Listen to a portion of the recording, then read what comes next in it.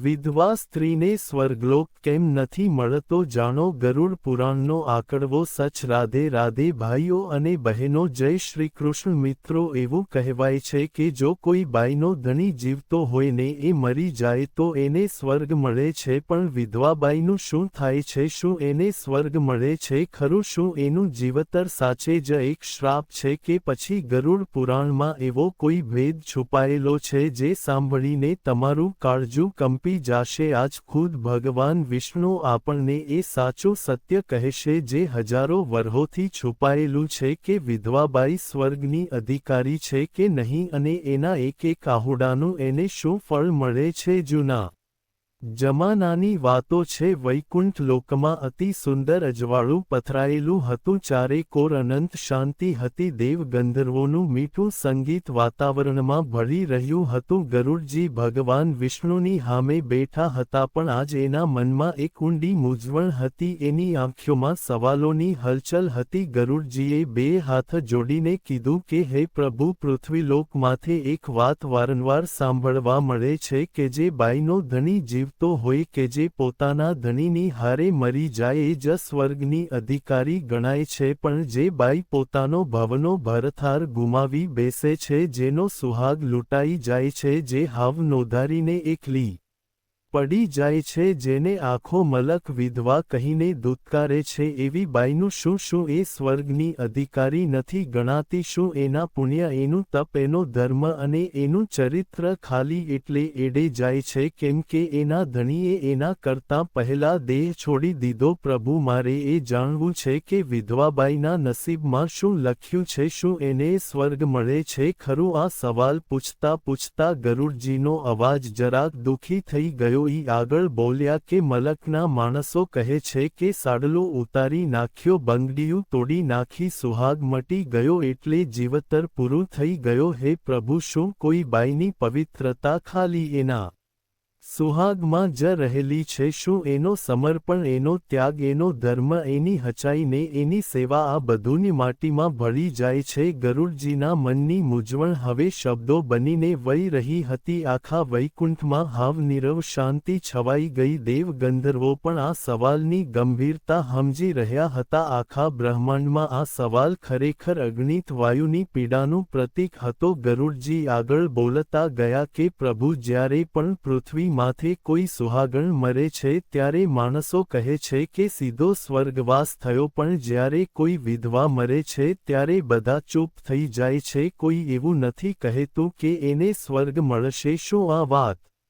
સાચી છે શું એના કર્મોની કોઈ કિંમત જ નથી ગરુડની આંખ્યું ભગવાન વિષ્ણુ માથે મંડાયેલી હતી એ જવાબ હાટું ઉતાવળા નહોતા પણ સાચો મરમ જાણવા માંગતા હતા શાસ્ત્રોનો આધાર ધર્મનો પાયો અને ખુદ પ્રભુના વેણ જ એના મનની આ મૂંઝવણ મટાડી શકે એમ હતા ભગવાન વિષ્ણુ થોડીક વાર મૌન રહ્યા એની દિવ્ય આંખ્યુંમાં એક ચમકારો હતો જાણે એ ગરુડના સવાલને ખાલી સવાલ નહીં પણ પૃથ્વી માથે એની અનેક બાયુની વેદના સમજી રહ્યા હોય પછી એણે ધીરે ધીરે કહેવાનું ચાલુ કર્યું ગરુડ ત્યાં આજ સવાલ પૂછ્યો છે જે જુગો જુગોથી માણસોના મનમાં છે પણ કોઈએ એને હાચે જ જાણવાની ગોત નથી કરી વૈકુંઠ લોકમાં ઘેરી શાંતિ છવાઈ ગઈ હતી ગરુડના સવાલે જાણે આખા વાતાવરણને ગંભીર બનાવી દીધું હતું ભગવાન વિષ્ણુ શાંત બેઠા હતા એની આંખીઓમાં કરુણા હતી અને મોઢા માથે એક એવી દિવ્ય મલકાટ હતી જેમાં આખા જગતના સવાલોનો જવાબ છુપાયેલો હતો થોડીક વાર લગી મૌન રહ્યા જાણે એ ખાલી ગરુડના સવાલને જ નહીં પણ પૃથ્વી માથેની એ અગણિત બાયુ ના દુઃખને અનુભવી રહ્યા હોય જે વિધવા હોવાને લીધે અપમાન દુત્કાર અને એકલવાયાપણું ભોગવી રહી છે પછી ધીરે ધીરે ભગવાન વિષ્ણુએ પોતાની મીઠી વાણીમાં કહેવાનું ચાલુ કર્યું હે ગરુડ તે જે સવાલ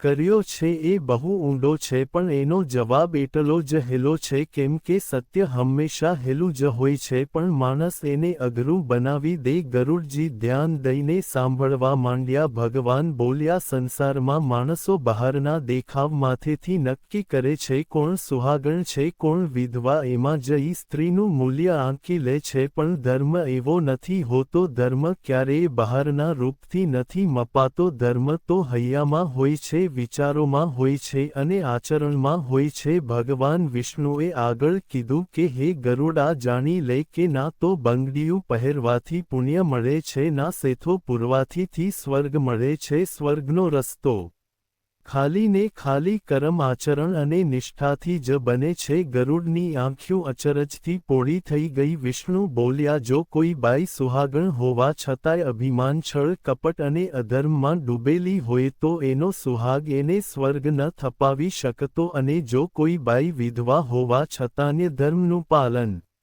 કરે છે, ત્યાગ અને ધીરજથી જીવતર કાઢે છે, તો ઈ નારી સ્વર્ગની મોટામાં મોટી અધિકારી બને. પછી ભગવાનનો અવાજ વધારે ગંભીર થઈ ગયો. ઈ બોલ્યા, હે ગરુડ, વિધવા થાવું એ કોઈ દોષ નથી. આ તો ખાલી જીવતરની એક પરિસ્થિતિ છે. પણ એ પરિસ્થિતિમાં જે નારી પોતાના ધણીના ઘરને પોતાનું માને છે, દુઃખમાં પણ ધર્મનો માર્ગ નથી છોડતી, પોતાના ચરિત્રને ચોખ્ખું રાખે છે, ખોરડાની આબરૂ જાળવી રાખે છે અને કોઈપણ જાતની ફરિયાદ વન્યા આખા જીવતરનો ભાર ઉપાડે છે, ઈ નારી સાધારણ નથી રહેતી. એ તો જોગમાયા જેવી તપસ્વીની બની જાય છે. ગરુડના હૈયામાં શ્રદ્ધા જાગવા માંડી. આગળ ભગવાન વિષ્ણુ બોલ્યા, હે ગરુડ, ત્યાગથી મોટું કોઈ તપ નથી અને વિધવાબાઈનું જીવતર એ ત્યાગનો મોટામાં મોટો દાખલો છે. એ પોતાના બધા સુખનો ત્યાગ કરી દે છે, પોતાની ઈચ્છાઓ મારી નાખે છે, એના મોઢા માથેથી હાસ્ય પણ જતું રહે છે, ખાલી એટલા હાટું કે ઈ પોતાના ધર્મ માથે અડગ રહી શકે. ગરુડની આંખ્યુંમાં હવે દયા અને આદર બેય હતા. ભગવાને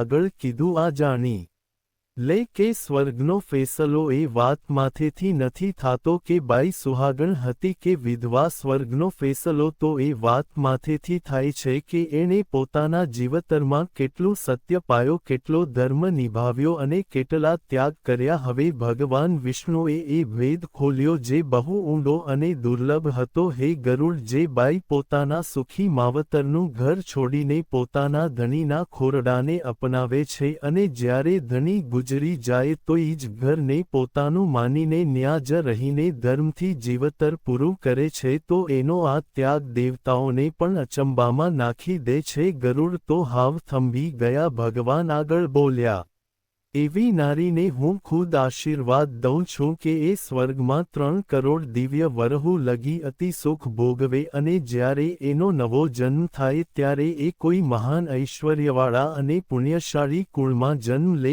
ગરુડ હવે પૂરેપૂરા ભાવ વિભોર થઈ ગયા હતા. એના મનમાં જે શંકા હતી એ ધીરે ધીરે મટવા માંડી. એણે નમ્રતાથી કીધું, પ્રભુ, આજ મને સમજાણું કે આ મલકની નજર કેટલી ટૂંકી છે અને તમારો ન્યાય કેટલો મોટો છે. વિધવાબાઈને માણસો કમનસીબ માને છે, પણ તમારા કહેવા પ્રમાણે ઈ તો તપ અને ત્યાગની મૂર્તિ છે. પછી ભગવાન વિષ્ણુએ શાંત અવાજમાં કીધું, ગરુડ, યાદ રાખજે, હું કોઈને એના બહારના રૂપથી નથી તોલતો, હું ખાલી એનું હૈયું જોઉં છું. વિધવા હોય કે સુહાગણ, જે પણ નારી ધર્મ, સત્ય અને ત્યાગના માર્ગમાંથી હાલે છે એ બેય મારા હાટું એક સમાન છે અને સ્વર્ગમાં એની જગા પાક્કી છે. પૃથ્વીલોકનું એક નાનકડું શાંત અને પવિત્ર ગામડું હતું. કનકપુર ગામ કાંઈ મોટું નહોતું, પણ ચારે કોર લીલોતરી હતી. નાના નાના કાચા ખોરડા હતા અને માણસોમાં બહુ હેત હતું. આજ ગામમાં રહેતી હતી એક ભોળી સમજુ ને પતિવ્રતાબાઈ અનસુયા. એના સ્વભાવમાં એટલી મીઠાશ હતી કે ગામનું નાનું મોટું બધા એને માનથી વહુજી કહીને બોલાવતા. અનસુયા પિયર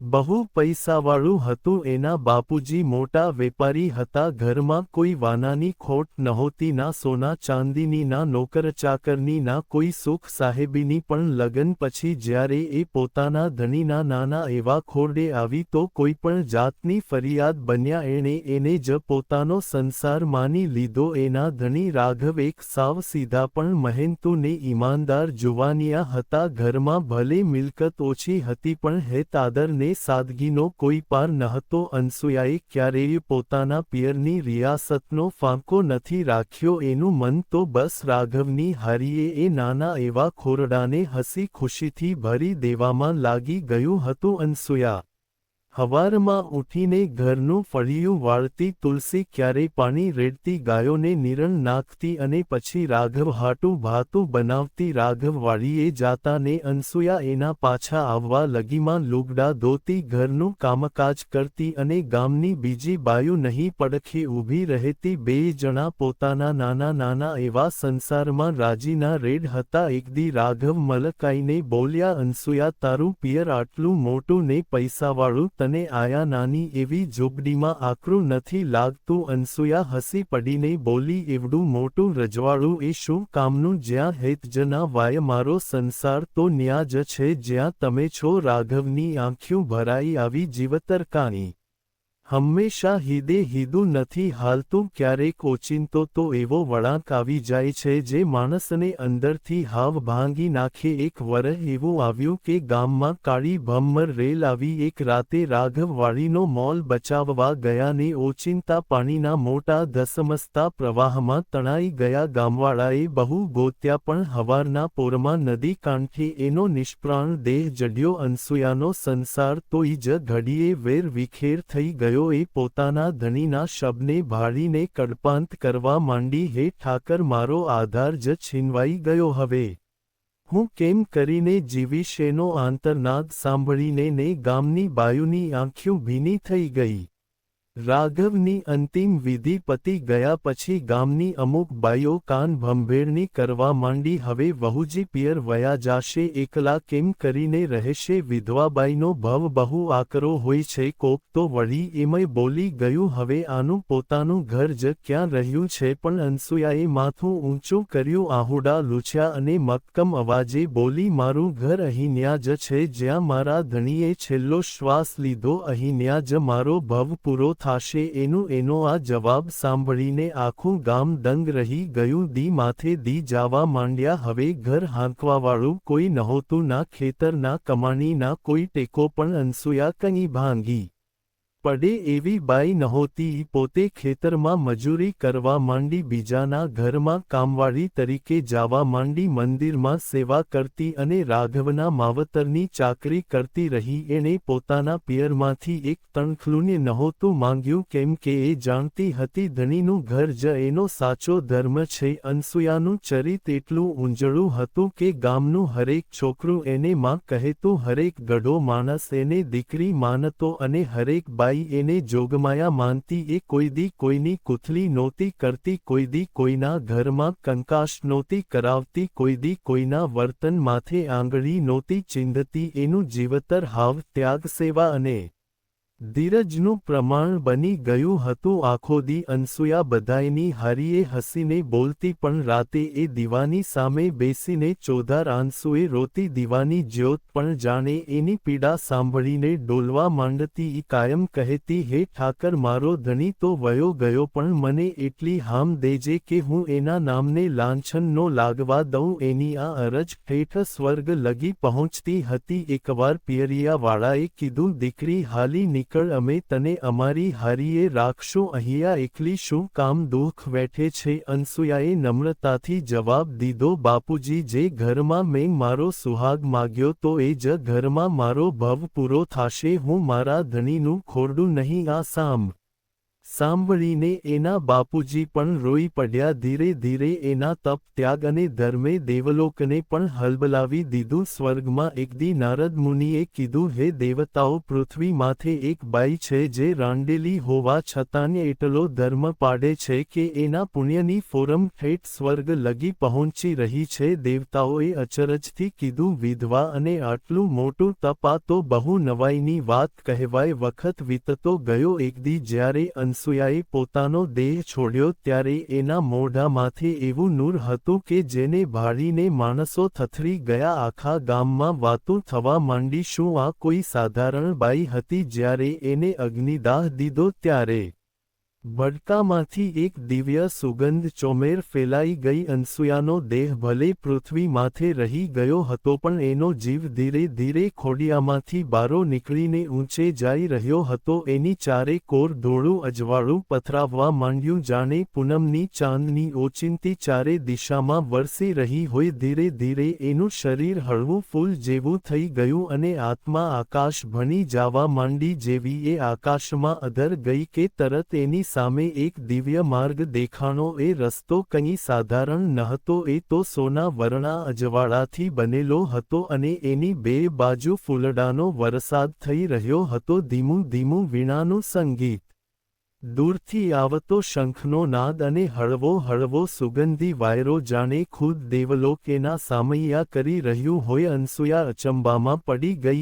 એ મનોમન બોલી ઉઠી, શું આ બધું મારા હાટું? અને ત્યાં જ સામેથી અમુક દિવ્ય આકૃતિઓ દેખાણી. એ દેવ ગંધર્વો હતા, એના હાથમાં ફૂલ હતા. એણે અનસૂયાને પગે લાગીને કીધું, હે દેવી, તમારું તપ તમને આ ઊંચા લોકમાં માન અપાવી રહ્યું છે, તમારું સ્વાગત છે. અનસૂયા ની આંખોમાં આંસુડા આવી ગયા. આ આંસુડા કંઈ દુઃખના નહોતા પણ માન અને નમ્રતાના હતા. જે વી આગળ હાલી કે એને સ્વર્ગનો ડેલો દેખાણો, જે મેઘધનુષના સાતે રંગથી ઝળહળ રહ્યો હતો. સ્વર્ગમાં પગ મુકતા જ ન્યાના નજારાએ અનસૂયાને હાવ ઘેલી કરી દીધી. ન્યા ના તો અંધારું હતું, ના કોઈ દુઃખ, ના રોગ દોગ ને ના કોઈ પીડા. ન્યા ચારે કોર સોનાવરની હવા વાતીતી, હિરલા જેવી નદીઓ વહેતી હતી અને આકાશમાં પક્ષીઓ ઉડતા હતા. ભોંય માથે પગ મૂકતા જ એના ના પગલા હેઠે કમળના ફૂલ ખીલવા માંડ્યા. મીઠી સુગંધે આખા વાતાવરણને મહેકતું કરી દીધું. સ્વર્ગની અપ્સરાઓએ આગળ આવીને કીધું, પધારો દેવી, તમારા ધર્મ ત્યાગ અને પવિત્રતાને ખુદ દેવલોકમાંથી નમાવે છે. તમે તમારા જીવતરમાં જે દુઃખ વેઠ્યા, જે જતું કર્યું, જે ધર્મ પાળ્યો, એનું ફળ હવે તમે આ દેવલોકમાં ભોગવશો. અનસૂયાએ બે હાથ જોડીને કીધું, હું તો એક સાવ સાધારણ બાઈ હતી, મારું આટલું બધું માન અપ્સરાએ મલકાતા કીધું, તપથી મોટું કાંઈ નથી અને તમારા તપને તો દેવતાઓએ પગે લાગે છે. સ્વર્ગના બીજા છેડે ધર્મરાજા યમરાજ પ્રગટ થયા. બધા દેવતાઓએ માથું ઝુકાવી દીધું. અનસૂયાએ પણ પ્રણામ કર્યા. યમરાજે કીધું, હે અનસૂયા, તે વિધવા હોવા છતાંય તારા ધર્મમાંથી કોઈ દી પાછી પાની નથી કરી. તે તારા ધણીનું ખોરડું નથી છોડ્યું, તારા કરમ નથી છોડ્યા, હચાઈ, ચરિત્ર અને ધીરજ ક્યારેય નથી મેલ્યા. એટલે દેવતાઓએ એવું નક્કી કર્યું છે કે તને 7 કરોડ દિવ્ય વરહું લગી સ્વર્ગના આનંદના સુખ ભોગવવા મળે. અનસૂયાની આંખો આદરથી ઝૂકી ગઈ. એના માટીના દેહની સાધારણતા હવે દિવ્યતામાં બદલાઈ ગઈ હતી. એના લુગડા હવે સોનાના અજવાળા જેવા થઈ ગયા હતા. એના માથા માથે તેજનું કુંડાળું છવાઈ ગયું.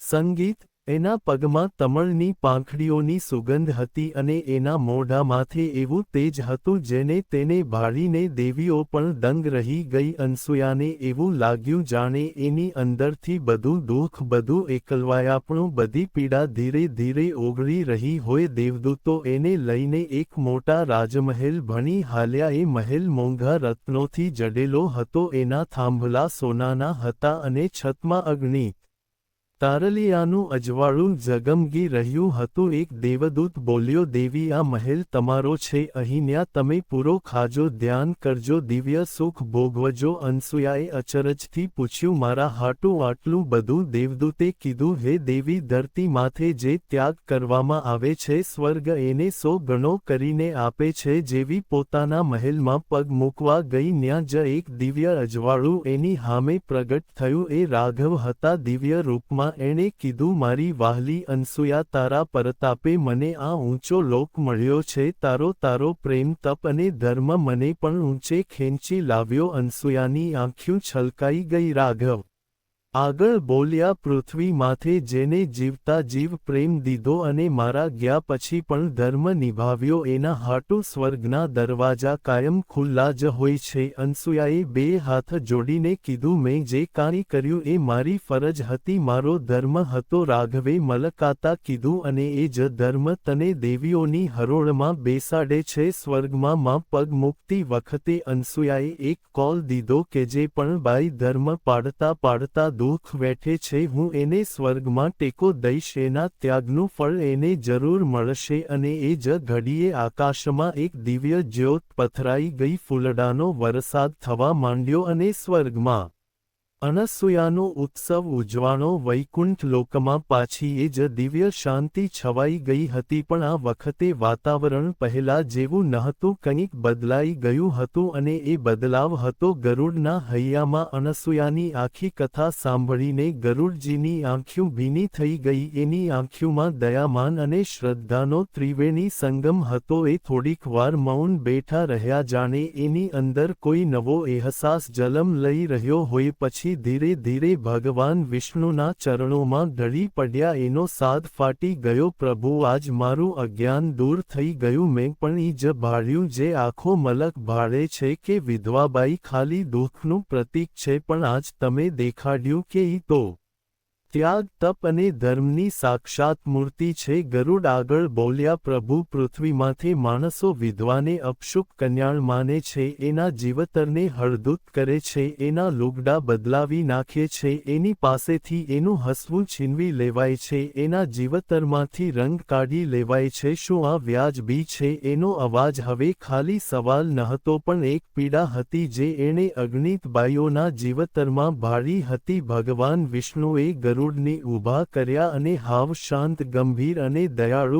અવાજમાં બોલ્યા, હે ગરુડ, સ્ત્રી ખાલી કોઈનો સુહાગ નથી હોતી, એ તો પોતે જ એક શક્તિ છે. ઈ માં છે, એ સર્જન છે, ઈ ધીરજ છે, ઈ ત્યાગ છે. અને જ્યારે ઈ જ સ્ત્રી વિધવા થાય છે ત્યારે એનું જીવતર એક કઠોર તપસ્યા બની જાય છે. હવે ગરુડજીનું મન પૂરેપૂરું બદલાઈ ગયું હતું. એણે કીધું, પ્રભુ, હવે હું સમજી ગયો છું કે સ્વર્ગનો રસ્તો ખાલી સુહાગથી નહીં પણ ધર્મથી બને છે. અને વિધવા બાઈ જો પોતાના કર્મ અને ફરજ પૂરા પાડે તો ઈ સૌથી ઊંચા લોકની અધિકારી બને છે. ભગવાન વિષ્ણુએ છેલ્લી વાર ગરુડની હામું ભાળ્યું. એની આંખ્યુંમાં દિવ્ય નૂર હતું. એણે કીધું, ગરુડ, આ છેલ્લું સત્ય ગાંઠે બાંધી લેજે. હું ના તો કોઈને એના લુગડાથી માપું છું, ના એના બહારના રૂપથી, ના એના સંસારી કુંડાળાથી. હું ખાલી એના કરમ જોઉં છું, એનો હૈયું જોઉં છું, એનો ત્યાગ જોઉં છું. જે સ્ત્રી દુઃખમાં પણ ધર્મનો માર્ગ નથી છોડતી, અપમાનમાં પણ ધીરજ નથી ખો હોતી, નોધારી થઈને પણ સત્યનો સાથ નથી છોડતી, ઈ મને સૌથી વાલી છે. અને એના હાટુ સ્વર્ગના દરવાજા કાયમ ખુલ્લા જ હોય છે. એટલું કહેતા જ વૈકુંઠમાં દિવ્ય અજવાળું પથરાઈ ગયું. આકાશમાંથી ફૂલણાનો વરસાદ થવા માંડ્યો. દેવ ગંધર્વોએ મીઠા રાગ કાઢવા માંડ્યા. ગરુડજીએ આદરથી માથું નમાવી દીધું. એના હૈયામાં હવે કોઈ સવાલ નહતો, ખાલી શાંતિ હતી. બસ એક સાચું સત્ય હતું, હે માણસો, કોઈ દી કોઈ વિધવાને ઉતરતી ના સમજતા. એ દુઃખની નહીં પણ ત્યાગ અને તપની મૂરત છે. જો એ ધર્મના માર્ગમાંથી હાલે છે તો એની જગા સ્વર્ગમાં પાક્કી છે. અને એનો હરેક ત્યાગ એને દિવ્યતાની વધુને વધુ નજીક લઈ જાય છે. ભાઈઓ અને બહેનો, કથા ગમી હોય તો આને લાઈક કરજો, ચેનલને સબસ્ક્રાઇબ કરજો અને કોમેન્ટમાં જય શ્રી કૃષ્ણ પ્રશ્ન જરૂરથી લખજો.